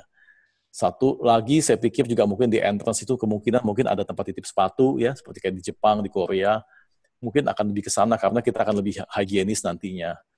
Kemudian meningkatnya kebutuhan akan tempat tinggal yang menyediakan open space ya untuk olahraga. Jadi mereka membayangkan kalau mereka sudah PSBB begitu kan sumpek ya, tapi kalau mereka memiliki klaster yang baik dengan facility lengkap, akan lebih menarik. Ya, hygiene, health, and safety menjadi concern, layout ruang yang fleksibel tadi Pak. Kemudian kemampuan developer dalam mengelola kawasan akan menjadi lebih perhatian. Jadi tata kelola kawasan akan menjadi salah satu nilai unggul. Kalau diperhatikan tadi, salah satu contoh kami kedua, Citra Garden Puri Jakarta, kami menawarkan yang namanya service residence. Sebenarnya kita udah jual akhir tahun lalu, Pak. Nggak melihat pandemik, tapi kita melihat ini sebuah konsep baru di mana kita menjual rumah yang keterjangkauan harganya untuk milenial, bukan sekedar apartemen yang dibumikan gitu ya, tetapi ini adalah sebuah konsep rumah kecil yang terjangkau, tetap rumah gitu ya, bisa tumbuh juga, bisa bertumbuh rumahnya, ada kamar di bawah, ada kamar mandi di bawah, tetapi menawarkan gaya hidup seperti di apartemen. Ada concierge-nya, ada storage yang bisa disewa, ya. Jadi kita bayangkan anak-anak muda sekarang kalau belanja kan sukanya pakai online. Mereka tinggal telepon, tapi di rumah nggak ada yang terima barang, titip di concierge, seperti itu. Jadi gaya hidup itu yang kita jual. Nah, dalam masa pandemik begini, kelihatannya konsep ini masih bisa dijual, Pak. Bahkan lebih relevan. Makanya kenapa kemarin kita melakukan online selling di awal Mei, 55 miliar satu hari terjual habis, Pak. Karena konsepnya tadi, Pak. Sangat pas. Next. Ya. Untuk mall dan retail, nah ini akan mengalami pemulihan yang mungkin relatif lebih lambat ya, karena prioritas kepada kebutuhan yang lebih pokok tentunya. Masyarakat juga pasti akan relatif menghindari keramaian untuk sesaat ini. Nah, mungkin nanti ada hal-hal baru protokol yang harus dijalankan di mall. Di sini ada satu video di mana dari kawan saya di Thailand, mereka mengatakan kita sudah mulai buka kembali, tapi mereka menjalankan protokol ini secara ketat. Seperti apa itu? Mungkin Pak Daniel bisa bantu diklik, Pak. Siam Mall Bangkok, Pak. Baik, Pak. Saya stop share dulu ya. Saya buka videonya dulu.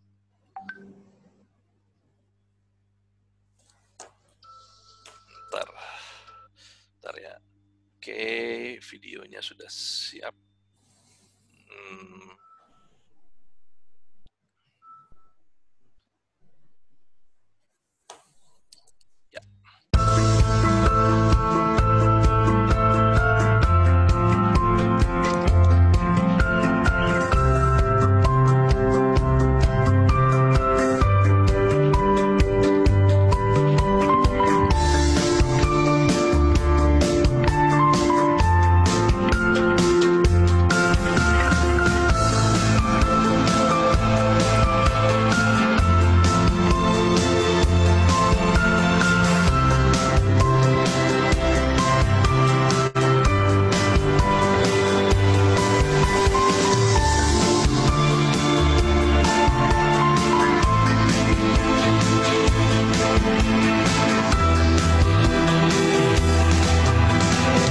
Mungkin disinfektan chamber, Pak, yang mungkin saya pikir akan menjadi salah satu normal baru juga nanti bagi public space.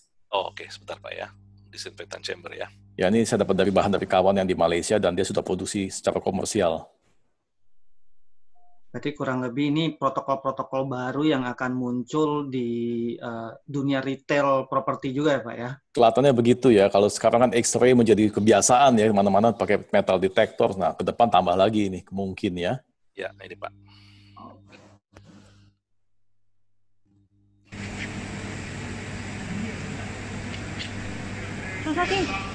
Shooting.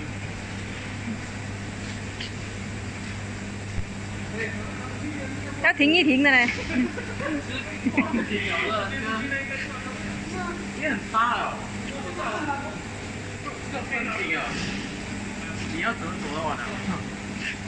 Terima kasih Bang Daniel. Ya, terima kasih Pak Daniel. Jadi itu pakai itu menggunakan mist yang dry chemical dan juga UV. Ya, jadi nggak membasahi tubuh kita. Oke Pak, kita tinggal sedikit slide-nya Pak. Silakan dilanjut lagi Pak. Ya. Mau berarti sudah Pak ya? Sudah, mau kita langsung lanjut ke office. Ini juga office kelihatannya adalah sektor yang akan mengalami disrupsi. Tadi saya katakan terlalu banyak pesaing dan sekarang work from home dimungkinkan juga begitu ya. Tapi office juga ke depan sama, saya pikir akan menggunakan tambahan tadi, mungkin ada semacam disinfektan chamber juga untuk masuk office. Next Pak.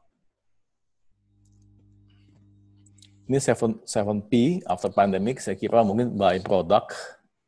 Saya pikir mungkin sekarang saatnya semua juga untuk melakukan inovasi ya.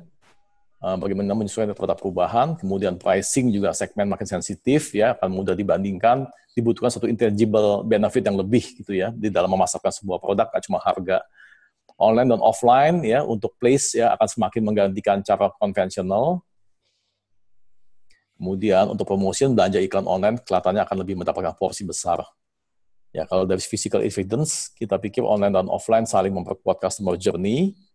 Dan proses harus simple, cepat mengarah pada online.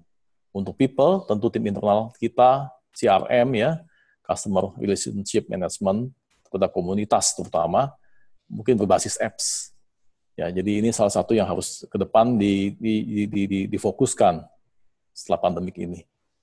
Sekali lagi, ini pemikiran sudah cukup lama, tetapi nggak mudah untuk berjalan. Pandemik itu memicu kita untuk mengutilisasi semua teknologi digital yang sudah ada.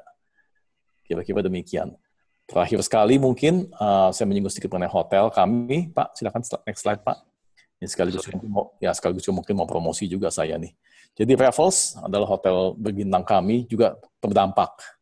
Tapi sekarang mereka berupaya untuk menjual apapun mereka bisa jual. Ya, mulai dari office di Raffles secara private, ada lagi Raffles Virtual Boutique. Next slide, Pak. Ya, mereka menjual juga Raffles to go, makanan pesan dari hotel, kirim ke rumah. Atau bisa juga a night at Raffles Cinema gitu ya, dengan sama keluarga, sewa satu ruangan, nonton film ya di hotel. Next. Ada lagi Your Private Bar and Experience, ini juga kita bisa sewa begitu ya. Dan kita juga punya namanya Private Suite Dining Experience. Jadi ini hanya untuk keluarga, sewa tempat, utilisasi di hotel berbintang. Merasakan bagaimana menjadi raja di situ ya, raja semalam. Ini salah satu ide-ide dari teman-teman di hotel. Next, Pak. Kuisnya habis ya? Habis, Pak. Ya.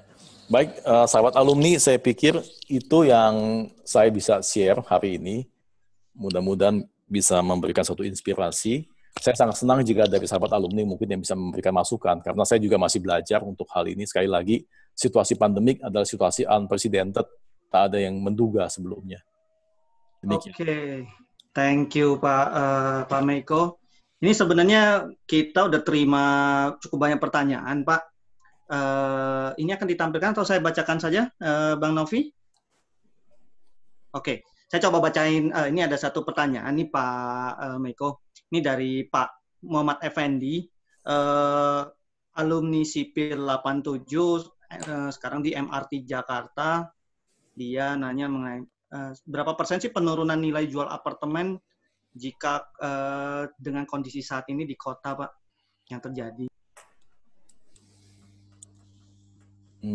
Baik, saya mungkin harus mengatakan sejak tahun kemarin pun kita juga sudah susah untuk menaikkan harga apartemen sesungguhnya ya.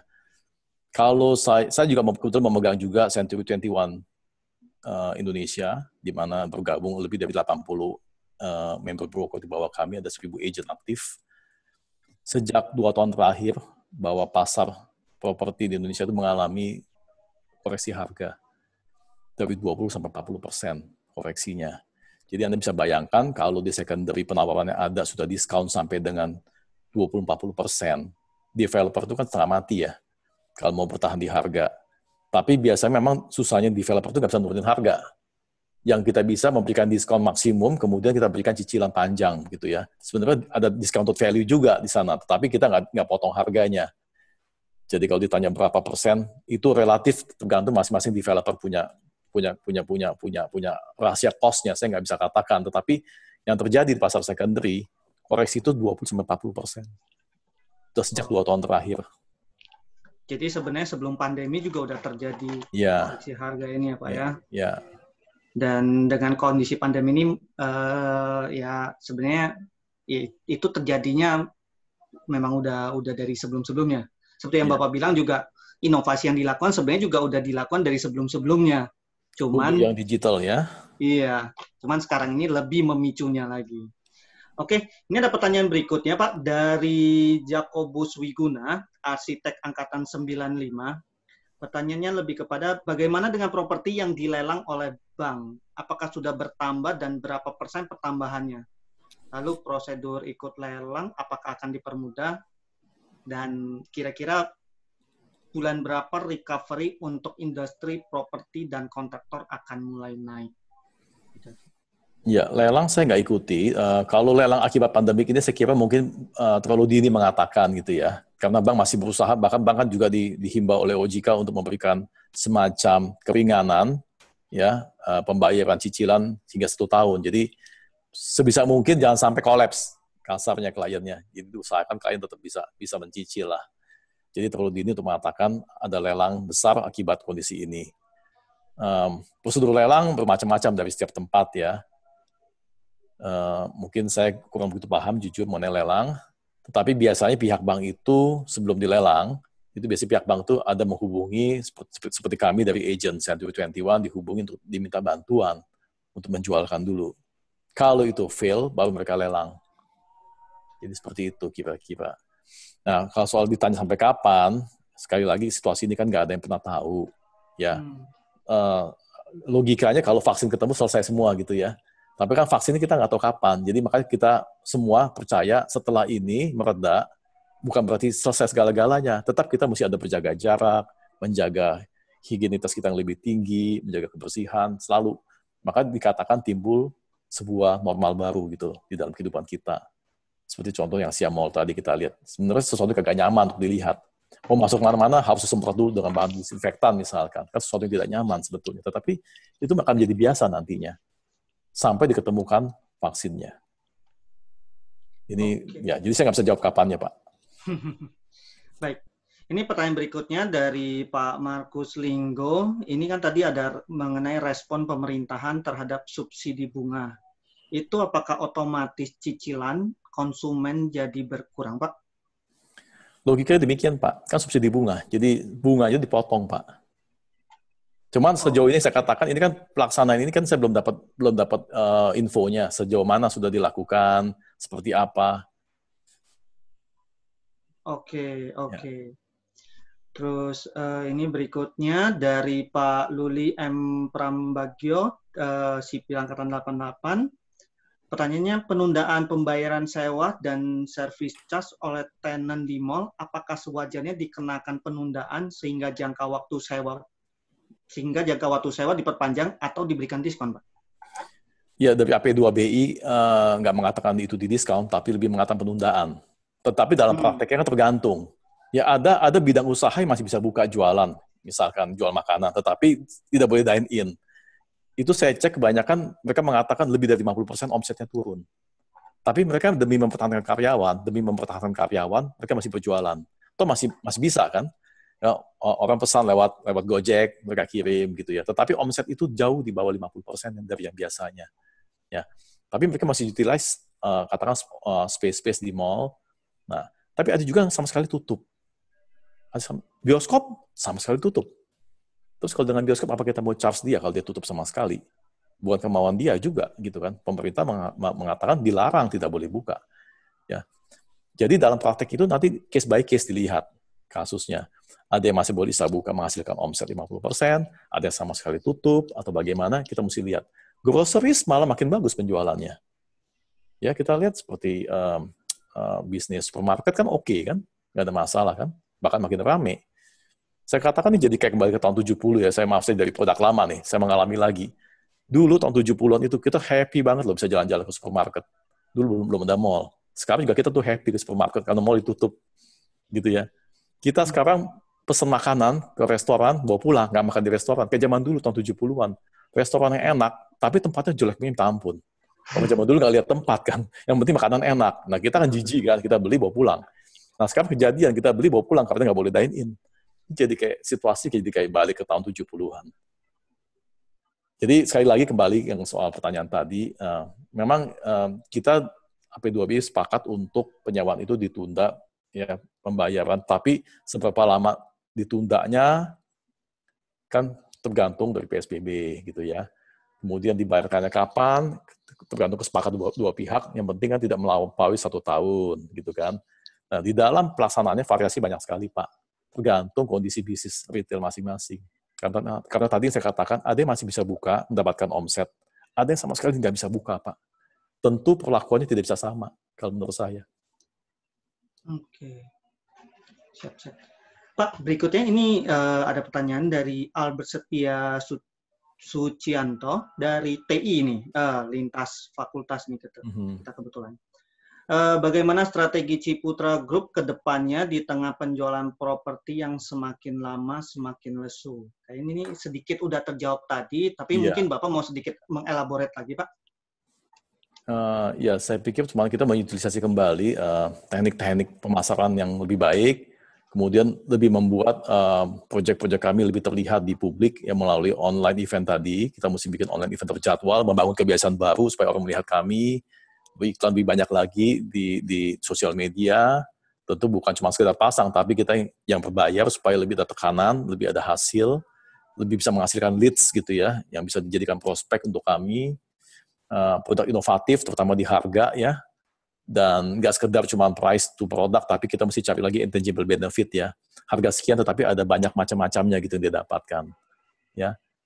Dan produk itu kalau bisa juga mulai merespon dengan kondisi hari ini. Kayak tadi saya bilang kalau bisa ada produk inovatif di mana rumahnya kecil memang, tetapi rumah itu bisa diubah juga menjadi tempat kerja yang menarik gitu ya, sehingga mereka masih bisa produktif di rumah. Kayak gitu-gitulah kira-kira. Kalau misalnya sedikit pertanyaan juga Pak dari saya, sebenarnya Bapak secara pribadi sendiri ada tips-tips atau kiat nggak sih sebenarnya buat para pelaku dunia properti saat ini?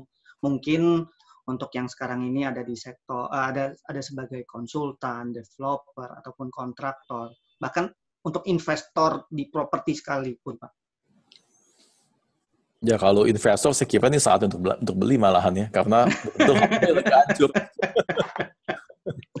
Yang punya uang boleh beli, karena properti berkapanpun pasti akan naik meskipun kita memprediksi jangka waktu mungkin agak sedikit lebih panjang, tapi nobody knows ya. Tiba-tiba bisa 1 tahun berbalik, tiba-tiba kalau sudah naik tidak terkejar lagi begitu ya. Ya buat teman-teman konsultan kontraktor tetap mesti semangat ya, masih selalu ada jalan. Saya tetap melihat mereka sudah memiliki plan untuk membangun rumah, ya tetap mereka bangun. Kan kami juga banyak jual kafling ya. Mereka sudah punya plan untuk membangun rumah, sepanjang itu memang uang sudah dicadangkan, tetap mereka tuh jalankan gitu loh. Ya kan keluarga baru juga selalu bertumbuh ada ya. Buat teman-teman developer, saya kira nomor 1 kita mesti jaga cash flow kita dulu. Tadi saya pesan saya kalau yang memang kondisi cash-nya sangat sulit, ya memang kita mesti pandai-pandai untuk memilih-milih barang mana yang kita mesti jual ya. Tadi saya katakan kalau untuk short term mungkin inventory kita kalau bisa kita lepas dulu lah ya, inventory unit kafling yang memang sudah ready, yang sudah nggak membutuhkan biaya tambahan, itu dilepas dulu lah untuk menjaga kita punya cash. Yang penting kita bisa nafas dulu, jangan mikir untung kalau saat sekarang nih, kata kasar gitulah. Kita yang penting kita bisa selamat dulu melewati masa-masa pandemik yang begitu ganas. Oke. Tadi seperti yang sempat disampaikan oleh Pak Meiko, kalau misalnya ada yang berkenan untuk memberikan sedikit sharing juga, monggo silakan bisa raise hand, pakai fasilitas feature raise hand. Nanti dari panitia akan open mic-nya untuk kita bisa diskusi sedikit gitu. Oke, saya coba ke pertanyaan berikutnya, Pak Meiko. Ini pertanyaan dari Pak Henrico Putra, Sipil 2001. Bagaimana kalau strategi dan inovasi Ciputra untuk properti dan mall retail dalam menyikapi new normal pandemi, Pak? Kayaknya kalau mall retail tadi udah sempat Bapak ceritain, tapi ini yang kantor kayaknya mungkin bisa dielaborate. Ya, memang kantor ini salah satu yang paling sulit kalau saya lihat ya. Seperti hal industri sebetulnya. Saya juga kemarin kontak kawan saya yang di industrial estate. Saya tanya, gimana kabarnya? Dibilang, Pak, sepi, Pak. Tetapi, kan orang berinvestasi di industri itu bukan pemikiran sesaat. Itu adalah plan jangka panjang. Jadi, tidak semudah COVID mengganggu, langsung berhenti semua. Mereka bilang, iya betul Pak, tetap mereka punya plan, cuma mungkin plan ini bisa diundur, satu berarti menunda. Ya. Yang kedua, dalam masa menunda ini mereka tuh mencari-cari harga terbaik. Tadi saya bilang, dalam situasi ini, investor tahu kok, developer atau properti pelaku bisnis tuh tahu, ini harga ini nggak bisa naik nih, gitu ya. Kalau yang punya uang, ya dia akan tekan ini. Ini adalah saat untuk belanja, gitu ya, sebetulnya ya. Nah, untuk bisnis office ini memang menjadi lebih banyak lagi tantangannya, karena saya tahu sebagian hotel pun udah mulai convert tempatnya, space-nya untuk co-working space. Kita akan lebih banyak lagi bersaing begitu gitu ya dari hotel-hotel ya. Jadi hotel kami pun juga begitu kan menawarkan, tetapi untuk working space yang lebih high end gitu ya. Mereka cari-cari cara lah, karena space-nya jadi banyak gitu, nggak ada yang pakai. Jadi mereka coba cari cara. Nah, memang office menjadi tidak mudah. Kebetulan office yang kami miliki adalah bukan office sewa, adalah office jual. Nah, apa yang kami lakukan dalam katakan 2 tahun terakhir itu adalah kami juga menjual office space untuk startup. Artinya office space itu harganya jauh lebih murah. Ya, hanya dengan uang di bawah 1 miliar kita sudah memiliki office, memiliki domisili di office high rise gitu ya. Kan kalau buat gengsi oke gitu kan. Itu laku gitu, itu laku dan itu jalan sekali ya. Nah, cuma di tengah situasi kayak begini pasti akan menghantam. Kalau ditanya bagaimana kiatnya, ya kita hanya bisa bertahan aja gitu ya. Kita hanya bisa bertahan dengan mengatur cash flow sebaik-baiknya. Betul, office kami tidak single. Jadi kami itu membangun office dengan konsep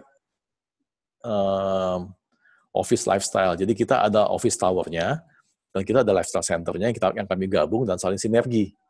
Sehingga semua kehidupan bisa terjadi di satu titik yang sama. Jadi pagi datang, belum sempat mandi, bisa mandi ke gym. Kita ada gym di sana kan. Ada gym. Selesai, bisa makan pagi, karena kita ada kafe-kafenya di bawah. Baru kita berkantor di atas. Kalau yang kantornya terlalu kecil, mereka bisa meeting di bawah, atau kami punya meeting space yang kami sharing. Bahkan kami punya bisnis center yang kami sharing, printer dan segala macam. Ya, ini untuk kelompok-kelompok yang memang startup. Tapi buat bisnis sudah mature atau yang normal bisnis, mereka juga pasti akan happy, karena kami tadi mengatakan kami memiliki tempat-tempat meeting point di bawah. F&B itu bisa jadi tempat meeting point juga kan. Jadi bertemu dengan klien, meeting, dan makan juga di situ. Ya, juga ada bank sana, sudah ada 2 bank, ya BCA dan DBS. Semua kegiatan bisnis bisa dilakukan. Pulang kerja masih bisa ke groceries. Kita juga ada daily food hall di sana ya. Jadi untuk belanja harian. Bahkan kalau stres, malam mau nonton, ada bioskop di atas. Jadi semua udah siap. Nah, ini konsepnya harus saling mengisi.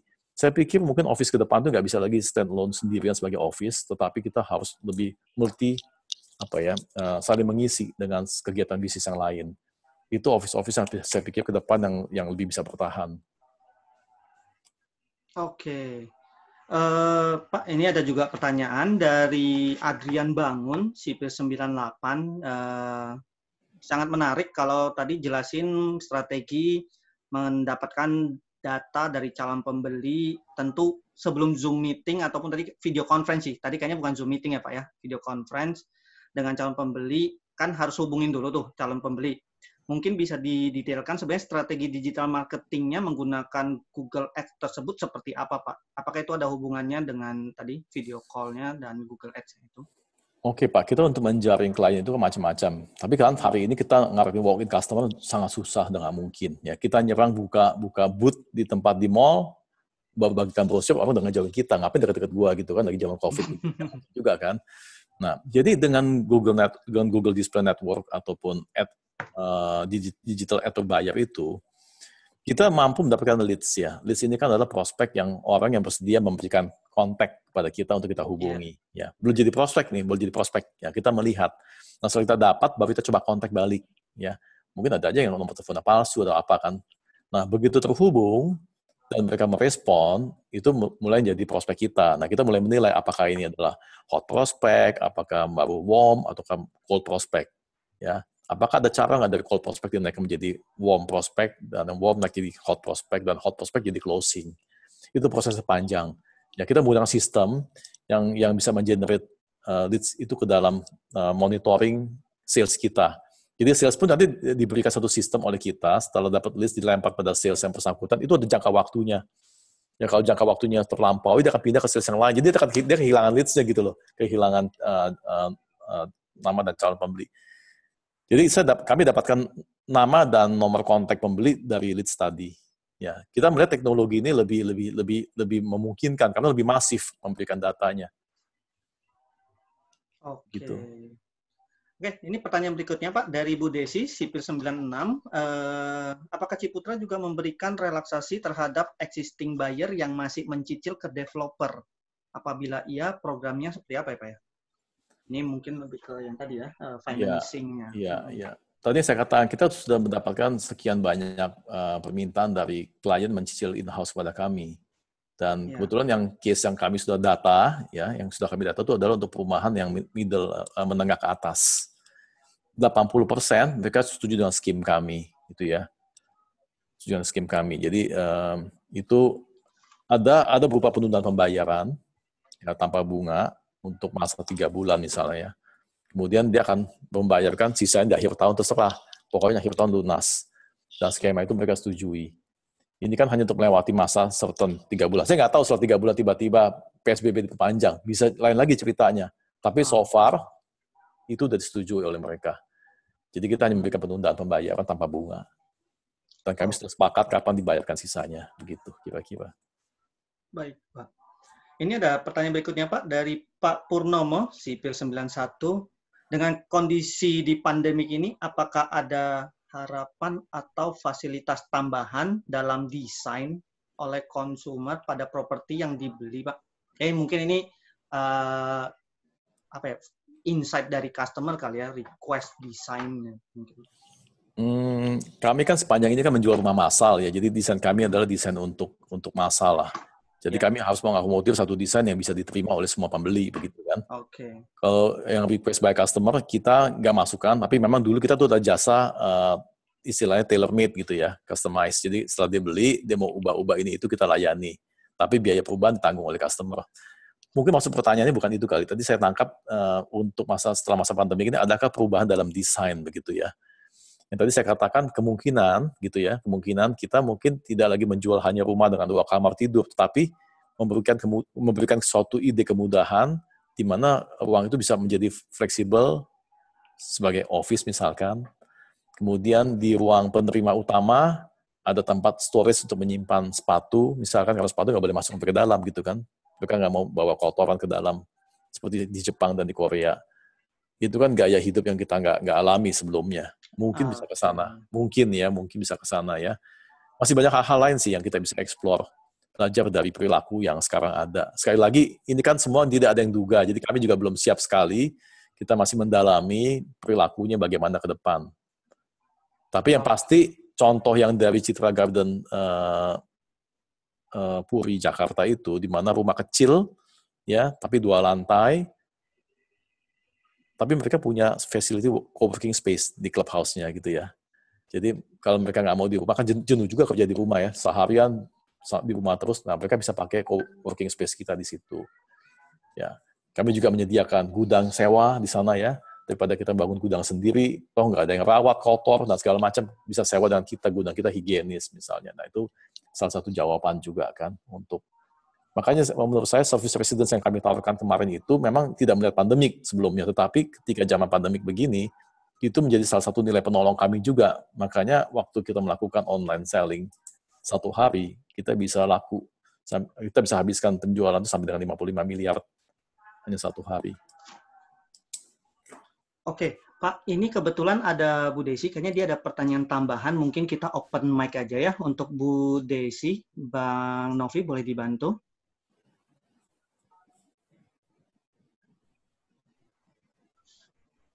Ya, Bu Desi.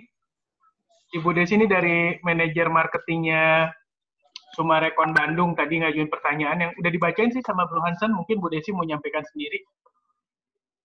Mic-nya udah dibuka ya? Halo? Ya, halo Bu Desi. Oke. Halo Pak Meko, salam kenal nih dengan Desi. Saya alumni sipil Unpar tahun 96. Tadi saya yang menanyakan mengenai program relaksasi pembayaran yang diberikan oleh Ciputra terhadap existing konsumen, itu aja sih Pak. Sama tadi itu sebenarnya saya tertarik dengan program yang Bapak informasikan bahwa kita harus segera melepas unit stok karena itu kan secara biaya boleh dibilang sudah tidak ada.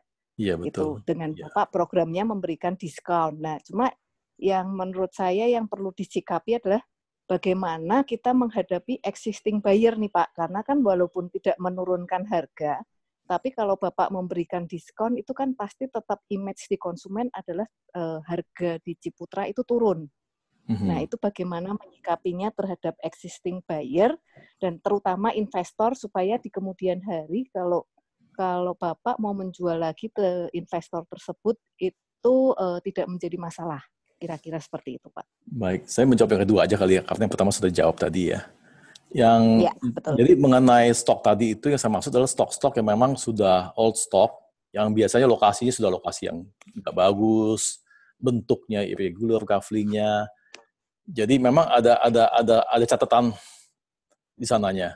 Kemudian kafling tersebut juga mungkin kita pertama-tama tawarkan tidak kepada khalayak terbuka. Kita berikan pada kita punya existing client sebagai komplimen lah. Nah, dengan demikian kan tidak dipandang sebagai kita tuh betul-betul habis-habisan cuma banting harga. Jadi saya juga sepakat dengan Bu Desi, kita nggak boleh melakukan diskon, itu tabu banget kan buat pembeli sebelumnya ya. Jadi kami maksud itu adalah stok-stok lama yang memang, dan itu pun ditawarkan pertama-tama kepada klien-klien existing, loyal customer kita. Itu jawabannya. Oke, terima kasih Pak. Terima kasih Bu Desi. Pak, kita masuk ke pertanyaan berikutnya dari Pak Aditya, angkatan 90. Kalau dari Ciputra sendiri, dengan kondisi sekarang ini lebih konsentrasi di segmen landed-nya atau apartemennya, Pak? Sebenarnya Ciputra Group dari awal, kita kan bermain banyakkan di residential. Nah, residentialnya pun juga kita lebih banyak ke landed house, Pak. Oke. Ya. Jadi concern-nya memang sampai saat ini masih sama, seperti biasanya tetap di landed house. Oke, ini pertanyaan cukup menarik dari masih mahasiswa, Joshua Wijaya. Dia nanya, dengan prospek industri properti sekarang ini, ke depannya seberapa besar sih penyerapan terhadap lulusan-lulusan baru dengan adanya kondisi ini, Pak? Ya, ini memang sedih betul mendengarnya. Jadi ingat tahun 98 ya, ketika itu banyak lulusan-lulusan dari universitas yang tidak terserap. Makanya banyak kita punya, betul saya tahu data dari teman-teman arsitek yang mereka itu akhirnya cari kerja ke luar negeri ya, ke Singapura. Karena Indonesia tidak bisa menyerap waktu itu ya. Atau sebagian mereka jadi wirausaha, dipaksa. Karena perusahaan tidak bisa menerima mereka. Nah, untuk keadaan kayak begini memang saya juga sulit menjawab ya, karena kita mempertahankan karyawan yang ada saja, itu sudah setengah mati. Jadi kita nggak mungkin mengambil. Tetapi dari teori HR, dari teori HR, biasanya begini, inilah kesempatan untuk kembali menyaring karyawannya. Jadi kasarnya di tengah pandemik, kesulitan keadaan, tapi perusahaan masih bisa bertahan, tapi perusahaan juga punya strategi, inilah saatnya mungkin kita untuk melakukan, mungkin istilahnya, pensiun dini atau melepas karyawan yang memang boleh katakan prestasi sangat kurang begitu ya. Kemudian kita merekrut kembali yang betul-betul bagus. Dalam keadaan kayak gini biasanya lebih banyak ditemukan bibit-bibit unggul di pasaran gitu loh. Kalau keadaan ekonomi lagi bagus, bisnis lagi booming, itu cari tenaga kerja bagus di pasaran tuh hampir tidak ada. Karena pekerja bagus nggak pernah lagi memasarkan dirinya, sudah diambil oleh industri yang terkait. Ini kalau dari kacamata HR ya, tetapi kami belum menentukan apapun mengenai hal ini, cuma kami mengatakan bahwa ya untuk bertahan saja sudah sulit gitu ya, nggak mungkin kita menambah lagi karyawan. Ya. Oke, thank you Pak. Mungkin itu tadi bisa jadi pertanyaan terakhir dari sesi sharing kita hari ini Pak Meko.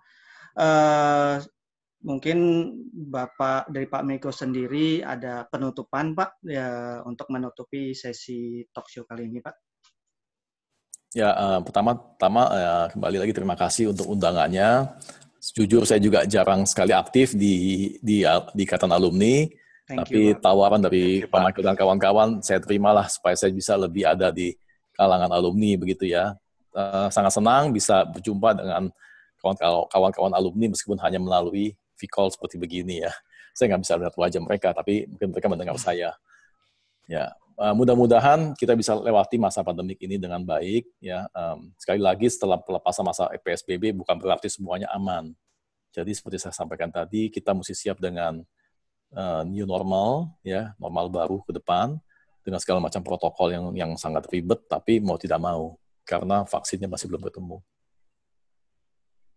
Jadi kita tetap mesti semangat, ya, mencari cara-cara kreatif lah. Oke, thank you Pak Michael. Mungkin dari Pak Andreas selaku Ketua Umum Ikatan Alumni Teknik Sipil ada dua patah kata untuk menutupi sore ini, Pak. Oke, thank you Bro Hansen. Terima kasih yang sebesar-besarnya untuk Pak Meiko yang telah meluangkan waktunya di minggu siang ini. Biasa waktu untuk istirahat Pak, tapi kita paksa sedikit untuk bisa sharing buat kami semua, dan luar biasa sharingnya. Hari ini lebih dari 350 orang tadi sempat join di session kali ini, dan ini adalah acara kami yang ke-8. Terima kasih banyak Pak, dan kami atas nama IATS dan juga IAAU mohon maaf jika ada kesalahan dan kekurangan selama pelaksanaan tadi. Terima kasih juga buat teman-teman semuanya yang sudah hadir mendengarkan sharing yang luar biasa dari Pak Meiko Handoyo. Dan kami dari IATS masih akan ada satu session lagi penutupan sebelum libur Lebaran, yaitu akan diselenggarakan pada hari Kamis. Kebetulan Kamis itu hari libur, kenaikan Isa Al-Masih, sehingga kita coba ajukan acara ini di jam 2 siang, sehingga teman-teman yang mau ke gereja online dan lain sebagainya, dan juga untuk yang akan buka masih ada kesempatan.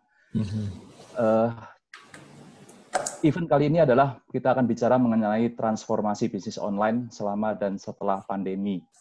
Dan kami akan mengundang pembicara dari Grab Indonesia, yaitu Ibu Neneng Gunadi selaku Managing Director. Beliau adalah alumni dari Sipil Angkatan 82.